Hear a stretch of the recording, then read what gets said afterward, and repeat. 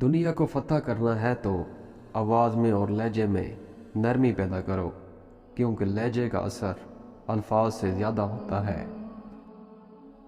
اگر کسی کی اصلیت پتہ کرنا چاہتے ہو تو یہ دیکھو کہ وہ اپنے سے نچلے لوگوں کے ساتھ کیا سلوک کرتا ہے، نہ کہ اپنے ہمسر لوگوں کے ساتھ کیسے پیش آتا ہے۔ ہمیشہ اپنی چھوٹی چھوٹی غلطیوں سے بچنے کی کوشش کرو، کیونکہ انسان پہاڑوں سے نہیں بلکہ پتھروں سے ٹھوکر کھاتا ہے۔ معزز سامعین، غور فرمائیے گا، آج میں آپ کو مولا علی علیہ السلام کا ایک مشہور واقعہ سنانے والا ہوں۔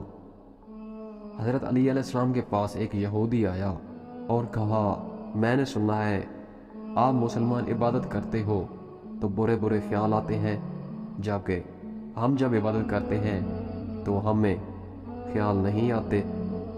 تو حضرت علی علیہ السلام نے فرمایا کہ اگر ایک گھر فقیر کا ہو اور ایک امیر کا تو چور کہاں جائے گا؟ یہودی نے کہا، امیر کے گھر۔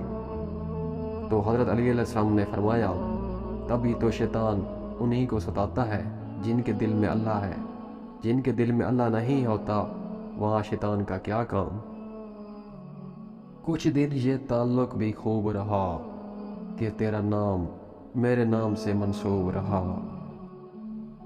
درخت اپنا پھل خود نہیں کھاتے، دریا خود اپنا پانی نہیں پیتے۔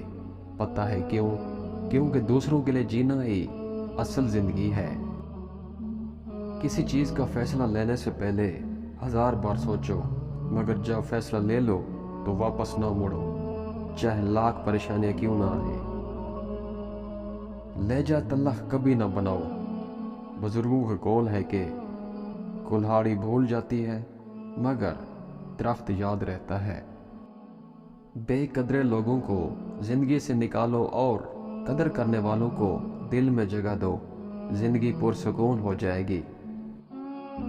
معزز سامعین، اگر چاہتے ہو گھر میں مفلسی اور غریبی نہ آئے تو گھر میں کسی خواتین کا نام فاطمہ رکھ دو۔